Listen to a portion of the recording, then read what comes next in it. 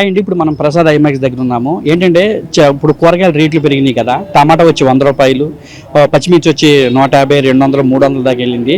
ఈ చిన్న వ్యాపారి తన కూరగాయలు తెచ్చి ఎలాగ భోజనం పెడుతున్నాడు అనేది మనం ఒకసారి ఆయన మాటలో తెలుసుకుందాం. ఓకేనా బాబాయ్? ఇప్పుడు మీరు ఏమేం కూరలు తీసుకున్నారు, ఏమేం కూరలు అమ్ముతున్నారు, ఇక్కడ ఏం పెడితే లాగుతుంది?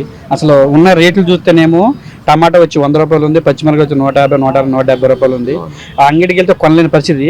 మీరు తెచ్చి ఎలాగ అమ్ముతున్నారు అసలు ఏంటి? అదే మనం అంటే వర్క్ చేస్తాం అన్న. సీడ్ తీసుకొస్తాడు, మా సీడ్ తీసుకొస్తాడు ఆయన. దాన్ని బట్టి రేట్లు అయితే ఫుల్ రేట్లు ఉన్నాయి. తెచ్చింది మామూలుగా ఇప్పుడు టమాటా రేట్ ఎక్కువ ఉంది కాబట్టి చింతపండు అవి కొంచెం వాడు అడ్జస్ట్ చేస్తున్నాం, మేనేజ్మెంట్ చేస్తున్నాం. అంతేగాని మనం దాన్ని టమాటా కొని వేస్తాం, దాంతో ఇదో లెక్కన టమాటా వేసి వండాలంటే వండలేం కర్రీలు. అది పరిస్థితి. అదే పచ్చిమిరపకాయ రేటు కూడా ఎక్కువ ఉంది కదా, మరి వీటిలో పచ్చిమిరపకాయ వేస్తున్నారా లేదా? ఓన్లీ పాలకూర పప్పుల వరకే వాడుతున్నాం. ఇదివరకు కర్రీలో కొన్ని కర్రీలో పచ్చిమిర్చి వాడేవాళ్ళం, ఇప్పుడేమో వాడట్లేదు. ఓన్లీ అంతా ఎండుకారంతో వాడుతున్నాము. ఓన్లీ పాలకూర పప్పు వరకే పచ్చికారం, అది దాది కాబట్టి. సరే బాబాయ్, ఇక్కడ పెట్టారు కదా, ఎప్పటి నుంచి పెట్టారు ఇక్కడ? ఇవాళ స్టార్ట్.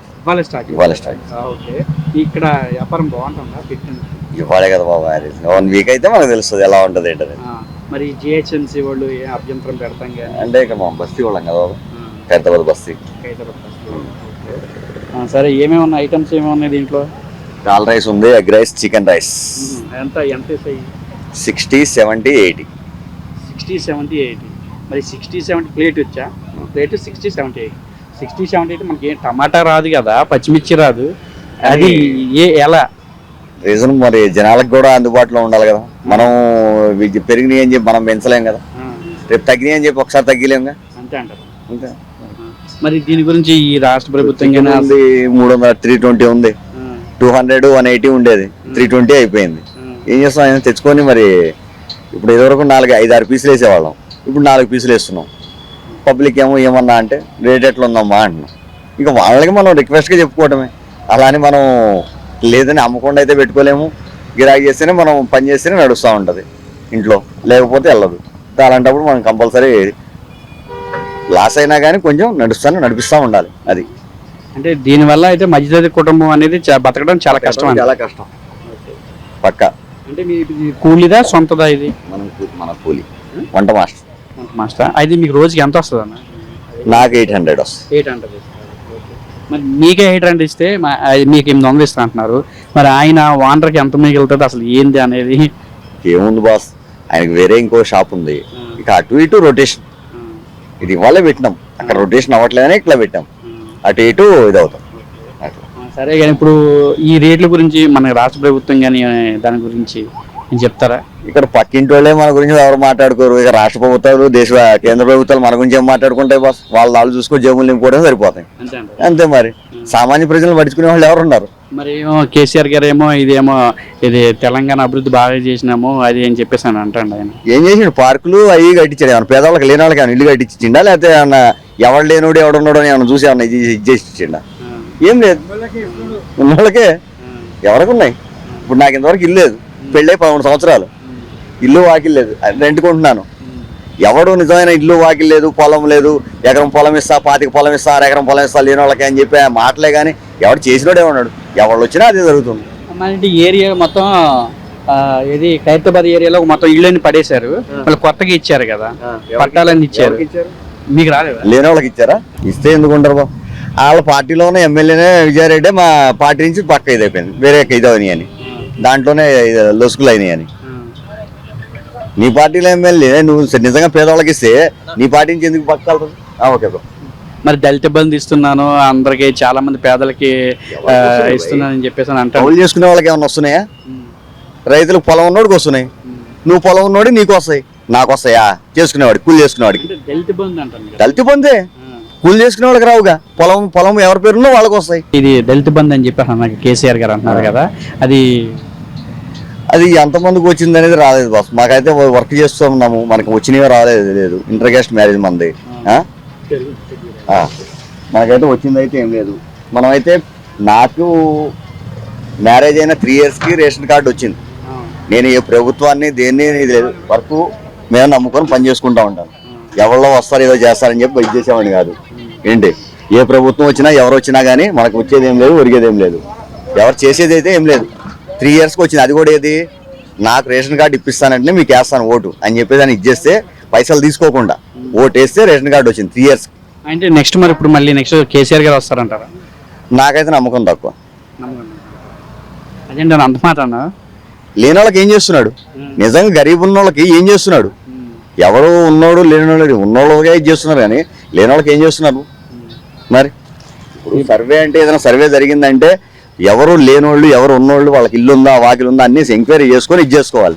అంతేగాని ఏదో ఎవరో అప్లికేషన్లు పెట్టామని ప్రతి వాళ్ళకి ఇది చేసుకున్న వచ్చిన అందులో 10 మందికి ఇచ్చాము ఇచ్చేసినాం మేము ఇల్లు అంటే అది ఉన్నోళ్ళకి ఇచ్చినామా లేని వాళ్ళకి ఇచ్చినామా ఎవరికైనా అర్థమవుతుంది. అంటే ఇప్పుడు ఎవరు వస్తారని మీరు అంటున్నారు? ఏది క్లారిటీగా రాదు, తెలీదా? ఏది క్లారిటీగా రాదు బ్రో. రెడ్డి గారు ఏమో మేము సీఎం ఆయన అంటారు, పొత్తు కలిస్తే వస్తాయి. ఉన్నోళ్ళకే ఇల్లు వస్తున్నాయి, ఉన్నోళ్ళకే ఇల్లు వస్తున్నాయి, వాళ్ళే కిరాయిలకి ఇచ్చేసుకొని ఇది చేస్తున్నారు. లేనోళ్ళు లేనోళ్ళు అంటాం. మరి మరి అందరికి డబుల్ బెడ్రూమ్ ఇల్లు ఇచ్చాను, దళిత బంధు ఇచ్చాను, ఏం చెప్పిందా అదే చెప్పారు విజయారెడ్డి. మన పిజిఆర్కి బేటీ విజయారెడ్డి టీఆర్ఎస్ లోనే ఇదైంది. టీఆర్ఎస్ గెలిచి మరి ఇప్పుడు కాంగ్రెస్ లో మళ్ళీ ఎందుకు జాయిన్ అయింది? వీళ్ళకన్నా ఫ్లాగ్ అయ్యే ఇది అయిపోయింది. వాళ్ళే ఎవరికో వాళ్ళకే ఇచ్చుకుంటే లేని వాళ్ళకి ఇచ్చినా ఏదో 4 పేర్లు అయితే చూపిస్తారు, 4 మనుషులు చూపిస్తారు వాళ్ళు వచ్చినప్పుడు అంతే. టీఆర్ఎస్ పార్టీ వల్ల పేద ప్రజలకి న్యాయం లేదు, ఏం లేదు. ఇదైతే పక్క. నెక్స్ట్ మీరు ఓటు ఎవరికి వేయాలనుకుంటున్నారు? నేను ఈసారి ఎవరికి వేయదలుచుకోలేదు బ్రో.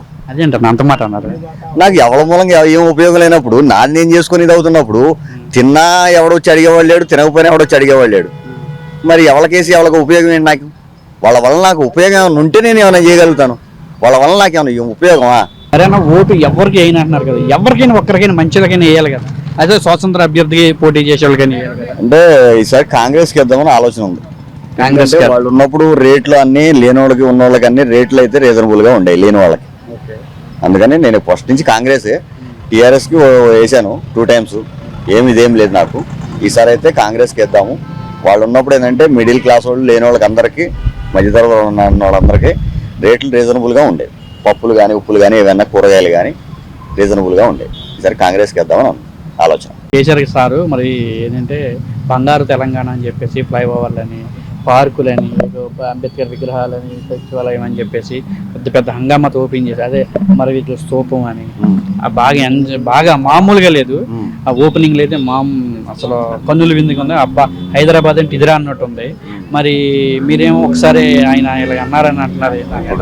వల్ల మనకి లేని వాళ్ళకైతే ఎవరు ఉన్నోళ్ళు లేనోళ్ళు ఏ పార్టీ వచ్చినా ఎవరున్నా కానీ ఉన్నోళ్ళు ఎవరు లేనోళ్ళు ఎవరు కరెక్ట్గా క్లారిటీగా వాళ్ళకి ఇల్లు ఉందా, భూమి ఉందా, పొలం ఉందా అని క్లారిటీగా ఇచ్చేసి వాళ్ళకి ఇస్తే మీకు ఇది అవుతుంది. వాళ్ళ పేరు చెప్పుకుంటాం. ఎవళ్ళు ఉన్నోళ్ళకే ఇల్లు ఇచ్చి డబల్ ఇల్లు ఇచ్చేసి వాళ్ళకే వాళ్ళ మేము కిరాయికి ఉండాలంటే మళ్ళీ పేదవాళ్ళకి ఇల్లు ఇచ్చామంటే ఎవరికి ఇది చేసినట్టు ఏమని చెప్తాం మేము? కేసీఆర్ గారు అసలు ఈ తెలంగాణ రాష్ట్ర ప్రజలకైతే ఏం చేయలేదు. లేని వాళ్ళు ఎప్పుడు లేని వాళ్ళే ఉన్నారు. 100 మంది లేని వాళ్ళు ఉంటే 100 మందిలో 10 మందికి ఇళ్ళు వచ్చినాయి. మిగతా 90 మంది ఎడకెళ్ళి ఉండాలి, రోడ్ల మీద పడుకోవాలా, చెట్ల కింద పడుకోవాలా. నువ్వు చెట్లు పెంచుతున్నావు, పార్కులు గిరికలు పెంచుతున్నావు అంటే పార్కుల్లో పోయి పడుకోవాలా? పార్కులు ఊరుకుంటారా పోలీసు వాళ్ళు? పడుకోనికి కిరాయిలకి ఉండాలి. ఇక్కడ రేట్లు ఏమో ఇట్లా ఉన్నాయి, సరుకుల రేట్లు, కూరగాయల రేట్లు. మరి ఆయన ఏమి దేనికి ఇది లేకుండా ఎట్లా ఇది అవుతాం? ఈ ప్రభుత్వం అయితే మీకైతే వ్యతిరేకమే. మీరు వ్యతిరేకం అంటే వ్యతిరేకం నిజంగా లేని వాళ్ళకి అందరికీ ఒకే సమాంతరం ఇది ఉండాలి. హై క్లాస్గా ఇది చేసి రేట్లు పెంచితే ఉన్నోడు కొనుక్కుంటాడు, లేనోళ్ళు ఏం చేస్తారు? ఇప్పుడు పప్పు తినాలంటాడు, మిగిలితే ఇంటికి తీసుకెళ్తున్నాం కూరలు. ఇదివరకు ఇంట్లో వండుకునేవాళ్ళం. అట్లా పరిస్థితి. కూరగాయలు కానీ ఏమైనా కొనుక్కోవాలన్నా కానీ మిడిల్ క్లాస్ వాళ్ళు బతకడం అనేది చాలా కష్టంగా.